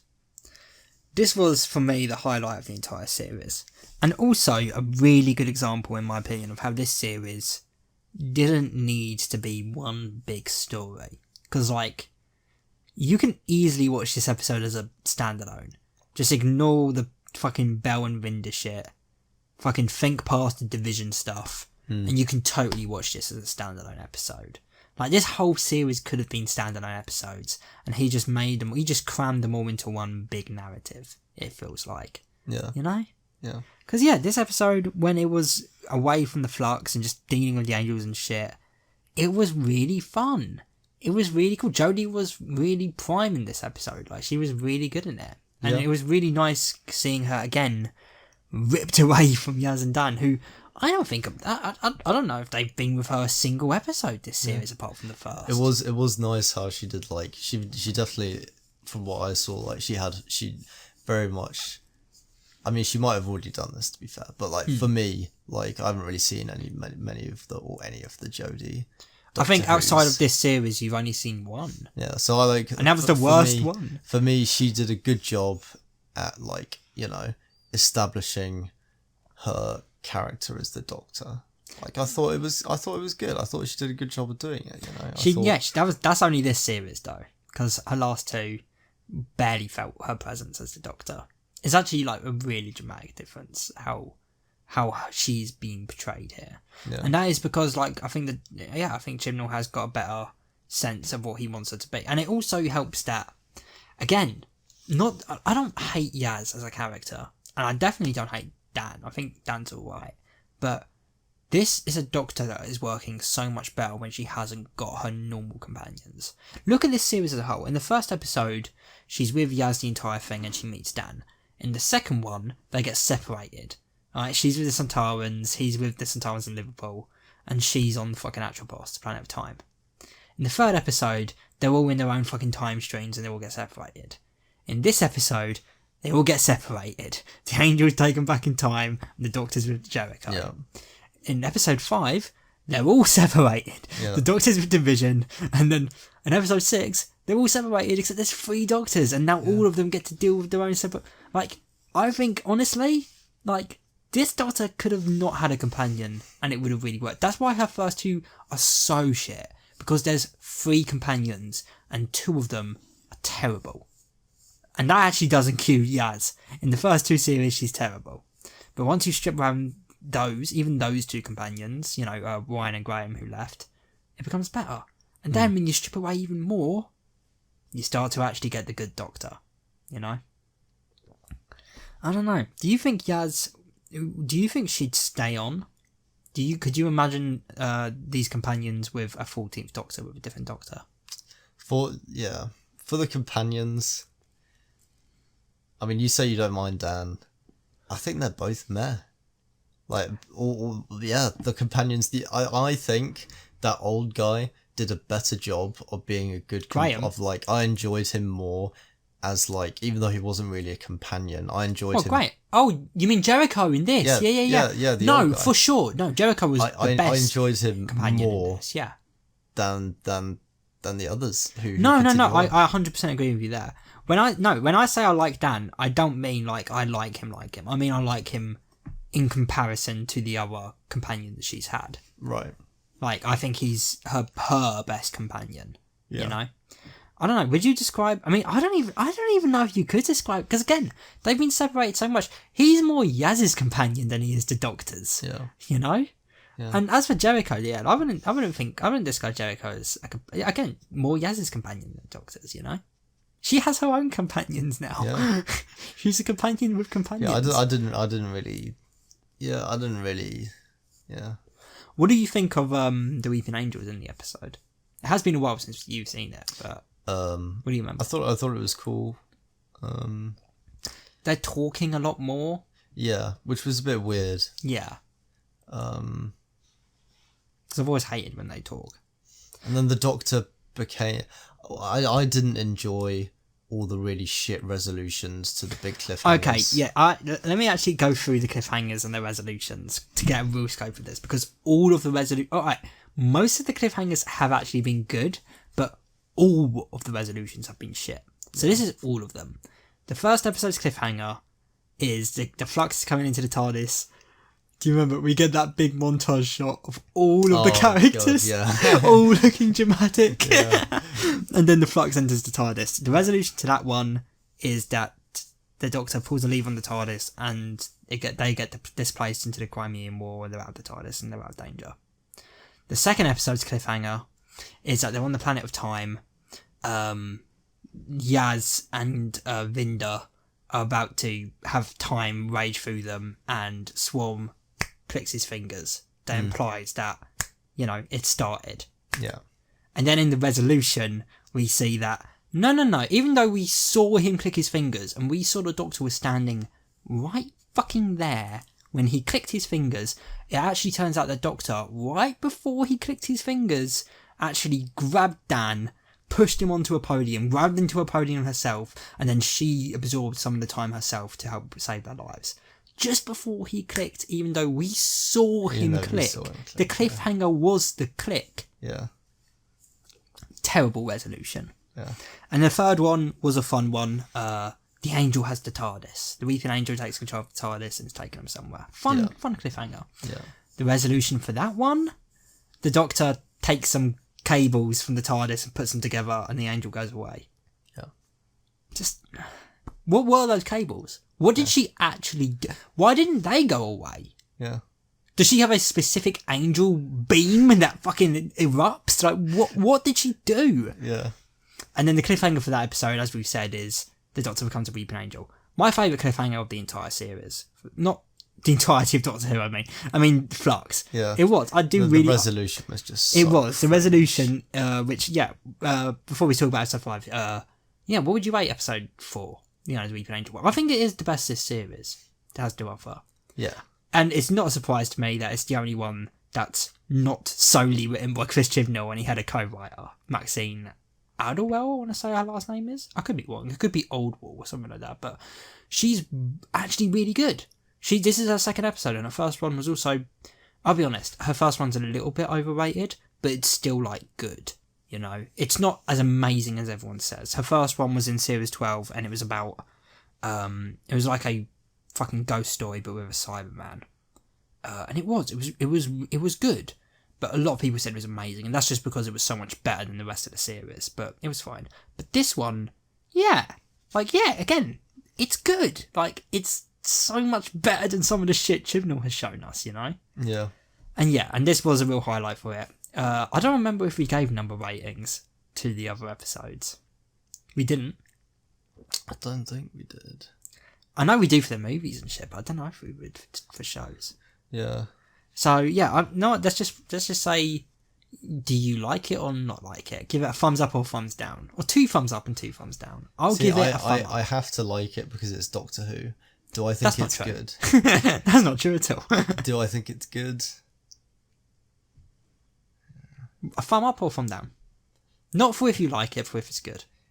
I think it's good? You know, I just give it a 5, to be honest. Most of them I give them a 5. Right. Most of them I'd give them a 5. The only one I'd give a 6 is the Weeping Angels one. Alright, so you give this a 6? Yeah.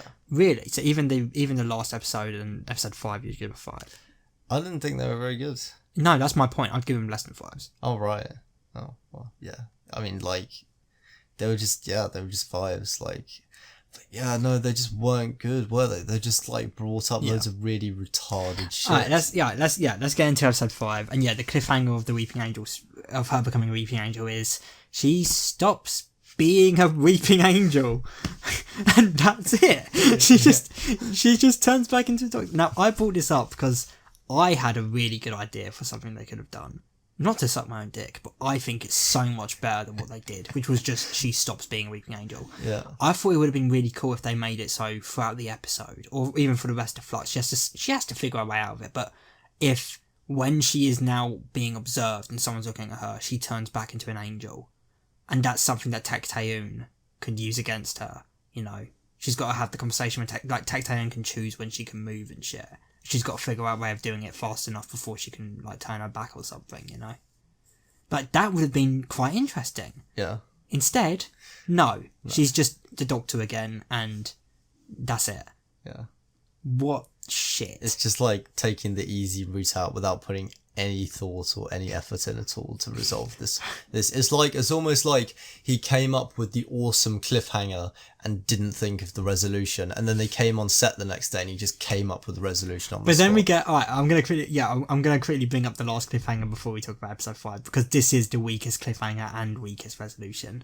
So the cliffhanger of episode 5 is he kills Tecteun and he's about to touch the Doctor, and the resolution for that is She simply walks away. She just walks out of his reach, just steps out and is like, nope. So dumb. Dumb. That's not even a good cliffhanger. Because what?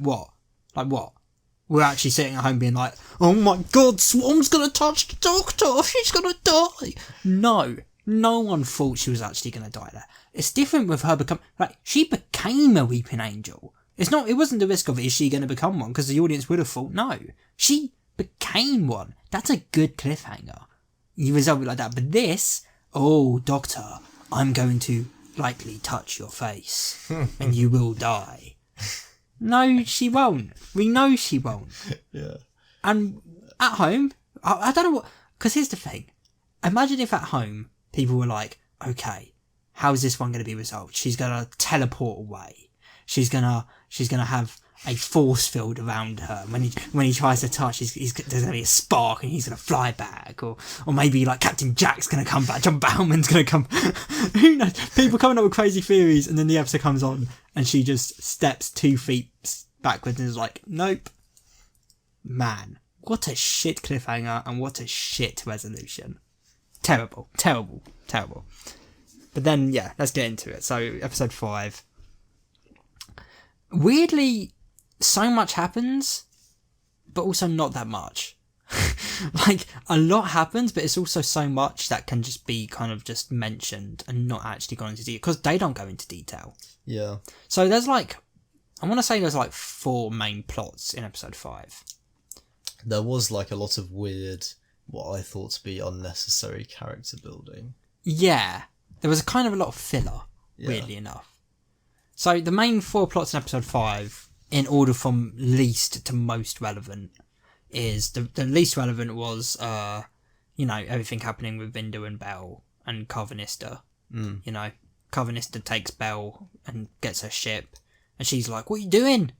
And he's like, taking your ship. And he takes the ship. Yeah. That's really it. And Vinda goes into the passenger, and one arm dies these guys are gonna pay. I'm hard now.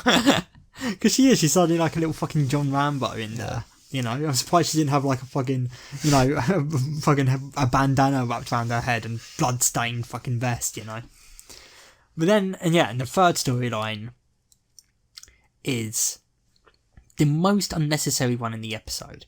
The Grand Serpent forming unit. Yeah. I thought that was really unnecessary and weird, how they just gave it a backstory. It was, and the reason it became so unnecessary and weird is because by the 6th episode, the next episode, the last episode of the thing, it didn't really matter at all. No. At all. Even slightly. In fact, in the last episode, at one point, the last thing he says in the last episode is aim the nuclear warheads at the Earth. That didn't even come up again. What warheads? Yeah. What are you talking about? Why did we need this? It's just pure filler. It was just a way for Chibnall to be like, this guy invented a unit. I've made an origin for unit. Look how smart I am. It was so weird and unnecessary. I do like the Grand Serpent though. I like how he's acted. Yeah, I did think the acting. Do you want to be me? Do you want to be me? I liked that. I thought that was he was a fun character. But yeah, it's such a weird little storyline that really... I just, honestly, the only reason that storyline happened, I think, was to give him a reason to go after Kate in the finale. But, there's a lot just for that. Yeah, exactly. That's so much just for that. Like in the fucking 1900s, just random shit from the 1900s. And it's loads of unnecessary crap. Yeah. And he was going by Prentice, and he killed 8 people or whatever. We didn't need to see all of that. We really didn't. Yeah. The second one was fucking Yaz, Dan, and Jericho are living out in the 1900s, and most of this was a bit dumb. When I first watched it, I wasn't actually sure what it was they were trying to do. What their mission in the past was. Because it just seemed like they were just doing random shit. Oh, and then there was the fucking really, really the cringe fortune teller. Yeah. Oh, that was so... What's the gossip? Oh, that was so cringe. It was bad. But on my second viewing, I figured out what it was they were trying to do. And their mission in the past is they're trying to figure out the date that the Flux is going to happen. The Flux event. But it is then rendered totally, like, unnecessary. Because they're on this mission to find the Flux event. They've gone to this fucking fortune teller and shit. But then they're on a boat. And the mole man, you know, the fucking, are you now a fool? Yeah. What's his name in this? William... I can't remember. Fucking, I don't know either. But he runs in and he's like, blah, blah, blah, blah, blah, blah, blah, blah. And he runs back out. You know, he just spouts his Victorian jarble, which I love. I love the character. I love the mole man. Yeah. And they're like, you know, fucking Dan's like, we gotta go and find him.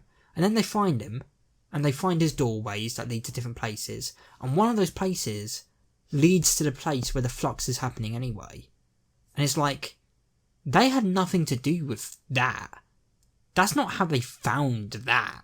They were just on a boat on the right time. Like, they didn't do anything to contribute to the plot. It was entirely the mole man. Yeah. They just stumbled on the answer. Yeah. Like, so all of the stuff prior to that was just complete waste of our time. It was complete nonsense. Like, there was one scene where they're talking to, like, a woman who's translating, like, an old artifact. Yeah. And there's a stick of dynamite. Or something, like, what the fuck was that? What is this? What was that for? And then they go to the Great Wall of China. And this one's actually the worst one. They go to the Great Wall of China and they write out a message for Carvanista. And in the very next scene, Carvanista looks at it and goes, I don't even have time travel. You're right. You don't even have... Why are we watching this? Why are you showing us this? In the very next scene, the character literally looks at it and goes, oh, wow. He basically goes and looks and says out loud, oh, wow. That's completely irrelevant to the plot. Is what he might as well have said. Yeah. Like, why are we seeing them do something that you're even admitting, wow, that's not going to do anything to help anyone? Like, what's the point? But there was a lot of that. There was. It was a real filler episode. But we got to see more of Jericho. And I like Jericho. I really do. But then we get the main plot of the episode, which is the doctor, you know, she goes to the Vision, she meets her mum. She finds out a bit more about the Vision and the Timeless Child. She meets an Ood. Alright, I want you to think about this, actually. Again, you know, full spoilers and everything. By the end, that Ood's still there.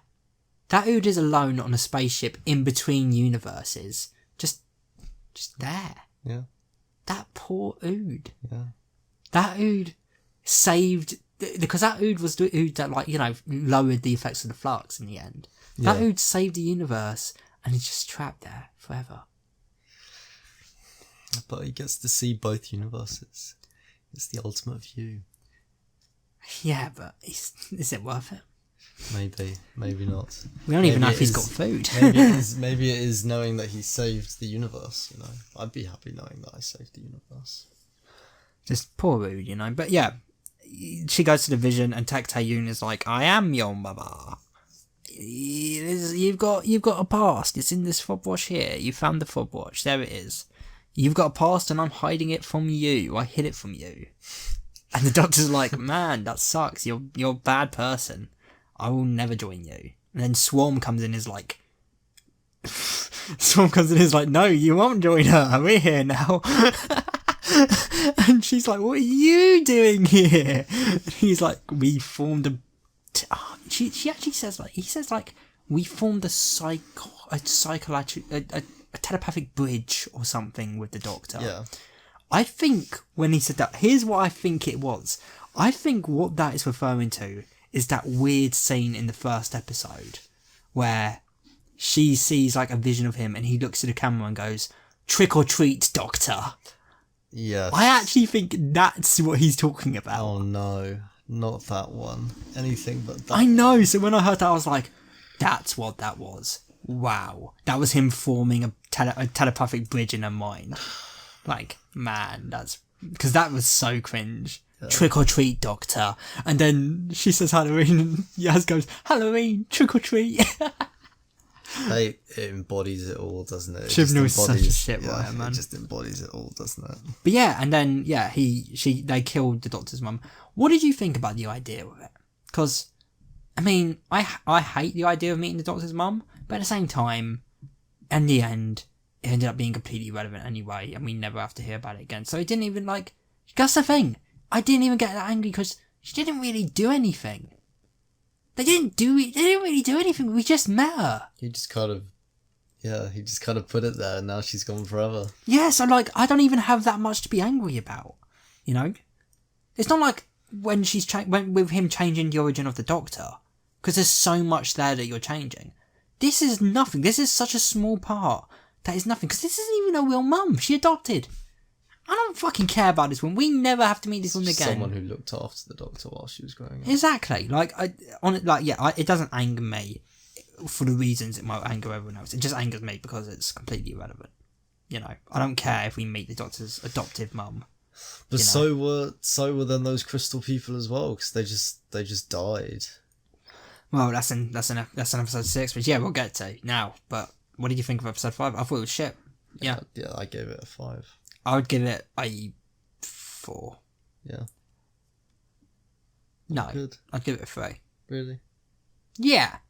No. Yeah. You know what? Actually, I'd really give it a 3. This would be the one, if I was going to rewatch this, that I'd be least forward to rewatching. Yeah. I really do think, yeah. This would be the one that I'd be most tempted to skip. Or at least skip through and just watch the Jodie scenes. But then we get, episode 6, The Vanquishers. And the Santarans are back. I don't know. I kind of got sick of them in this one. Why? As in, like, they were better in their other appearance than they were in this one. In this one, they started being resorted to a joke a bit more. Yeah. With that weird chocolate. Oh, no. And shit like that. That was so cringe. That was so cringe and unnecessary. Yeah. That was exactly. So cringe and unnecessary. I know, and like, I don't know, it was just like, I don't know, maybe it's just that specific scene that put me off, but if they had not appeared again and that was their only appearance, that other episode, I think it would have been perfect. That perfect reappearance. But I don't know, something about this episode is like, I don't know, if they hadn't reappeared in this episode and they'd done something else, I think I would, I'd view the Santarans even more favourably by the end, But I don't know, it kind of lessened their appearance for me, if that makes sense. Yeah. But they did have a good plan, admittedly. They were going to lure the Daleks and Cybermen to the Flux event and let the Flux just eat them. I liked that. Yeah, no, it's not. Even the Doctor was like, yeah, that's a power grab. Yeah. And then they fucking do it. And the Doctor lets it happen, but also moves the shield so they get eaten. Now, just to clarify the Doctor's resolution to the Flux, she genocided 3 alien races. Yeah. That's not a Doctor move. No. The Doctor would not do that and feel good about it. The Doctor would find another way. I mean, she's had a lot of opportunities to genocide the Daleks before and didn't take it. Hell, the Santarans' first appearance with Tennant in the new series, by the end of that episode, he's like, no, I'm going to teleport onto their ship and give them a chance and possibly blow myself up because I can't just blow them up. I need to give them a chance. And then that fucking kid, remember that episode? That kid comes on and just teleports and is like, he just does it. He's like, Santar, ha! And he just fucking blows them up. Yeah. Like, the Doctor wouldn't just do that. Instead, no, she actually lets 3 races get eaten by the Flux. Like, wow. What you were going through some shit this time, weren't you, dog? How you better feel that. You better have some guilt about that by the next episode, But it might be able to get rewinded. I don't know. They don't. Not only do they not rewind that in this episode, they don't rewind the Flux. Like, most of the universe is dead in Doctor Who now. It's like Earth and very few planets. They'd have to rewind it, surely. They have to do something because in the very next episode, which the trailer shows, the Daleks are in the next episode. So, like, it's clearly, either a random Dalek ship survived or they have figured out a way of undoing the Flux. But I really want to say this, okay? If in the next episode they don't show them undoing the Flux and the Flux is just done and, like, the universe is just back, that didn't happen in this episode. There was no reset button. They stopped it in its tracks, but it still left the track and ate most of the universe. Even the next episode, it's just like, no, the universe is fine. What the fuck happened? How did that happen? Did it grow back? Yeah. Because there was no reset button. No, the flux happened, and most of the universe should be dead, including every Dalek, every Cyberman, and every Centauran. So what the fuck's going to happen next episode, you know? Who knows? We'll see. We'll probably be blown away by Chris Chibnall's ingenuity. He's got 3 episodes left, and then we get to the big boy, you know, the Russell T. But man, it's a shame, because again, I said this to you earlier, I like Jodie a lot. I really do. And if she stayed and she had better writing, I really hope she comes to Big Finish. I really do. I think she could actually be like a really good Doctor. And in this serial, like, although again her work isn't like the greatest, the writing's not the greatest, she really proved herself to me. Like, yeah, Jodie's the Doctor for sure. She just like, and I really hope her last 3 episodes aren't shit. Essentially, especially her last one. Like, she deserves to go out with a bang somehow. Yeah, I mean, we can only hope. We really can. We honestly really can. I mean, we're gonna have to hope pretty hard because we know it's being written by a certain person, you know. So unfortunately, and he really is. Like, it's been hard. It's been hard being a Doctor Who fan for the Jodie era. Yeah. And in fact, should we bring this up? Because I mentioned it earlier. The question of, because I mean, it wasn't my question. I saw it on Reddit, but could a child, could like an 8 to 10-year-old, keep up with Doctor Who the way it's made today? You know, with the amount of shit that they're cramming into these episodes and no random way. fucking threads. These episodes, no way that we've watched, no way. Because again, this isn't a normal serial. These are standalone episodes that have been like Frankenstein monsters stitched together. Like, it's not like Classic Doctor Who when it was a 6-parter. It wasn't like this. Yeah. You know, the first episode would be him landing on the base and learning the people. Yeah. The next episode would like be thinking like, about whether or not my 12-year-old brother would watch this or be able to watch this. I don't know. I don't think he would. I don't think so. Not the episodes we've watched. Maybe some of the Peter Capaldi ones, but not these ones that we've watched.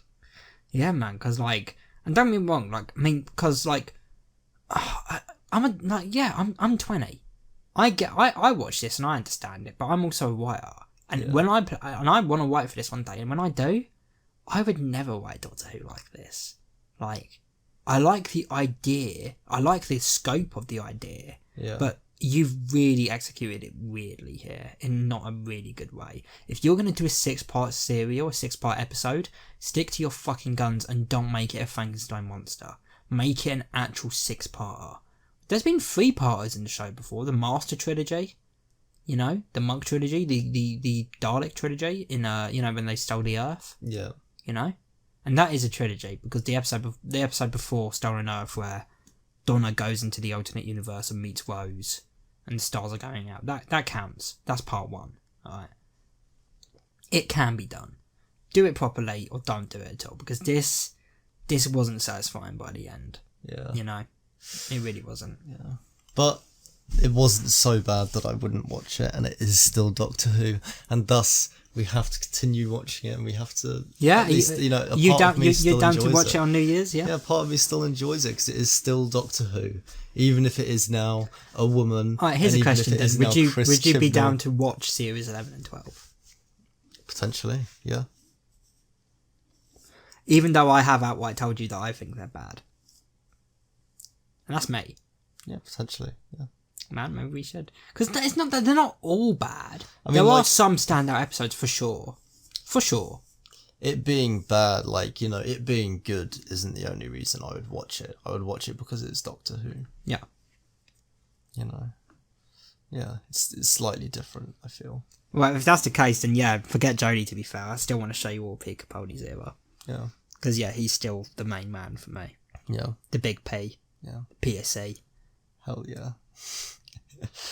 PCD. Octa. But yeah, I think that's it then. Yeah. We finally did it. We're back. We did it. We're back. Hopefully we'll try and do it longer. Coming at just under 2 hours. That's a good length. Yeah. That's pretty good. Thank you for watching. Thank you for listening. Thank you for enjoying. Thank you for... we know you did this during this episode. We heard you. thank you for coming. Yeah, thank you. It was weird that you did, man. I don't know what it is that got you off, but we heard you get off. Yeah. It's okay, we don't judge. We don't judge. We don't judge. Hey, man, you get off to us as much as you like. As long as you're not doing it to our faces. Yeah. We don't care, man. Yeah. You know? Yeah. And hey, you're doing this, you know, you get this for free. Just be thankful. We could have made this an OnlyFans exclusive. Yeah. You know? Yeah. And then we could do the entire episode, but we could have it on video. We could both just be naked and just do the episode normally. Yeah. I mean, they wouldn't know. Do you reckon that's already a thing? That Definitely. Must be. Yeah, there must be people. There must be people that are just like doing normal video podcasts naked, and they're like. That's definitely already a thing. I'm confident you could just search on YouTube the Naked Podcast, and you probably not on YouTube. You porn? Or just on the internet, naked podcast. You'd find something, wouldn't you? 100% it would exist. I know there's like, because in Trailer Park Boys, they went onto I think it was in Switzerland, they went onto a news broadcast as part of one of their challenges when they did this like tour. And on the news broadcast, it was a weather woman doing the weather naked, which was the stick. Like everyone in the news station was naked. Yeah. So there's naked news and shit in Switzerland. So yeah, there's probably naked podcasts. Definitely, then yeah. So if they could be naked weather reports, then yeah. I mean, that's basically like, there's people that live stream, Twitch stream, essentially. That's like a podcast, you know, and they're basically almost naked, you know. Most of them are these days, to be honest. Exactly, yeah. But anyway. Yeah. We've actually got so many clothes on. We're wearing like layers and layers. I've actually got 10 jumpers and 15 trousers on. I've got so many clothes on that I can't move. Like, I haven't been able to just roll around, you know. Yeah. I just roll around. I bounce like a big ball, like a bouncing, big bouncing ball. Wobbling ball. Bulbous. Bulbousness.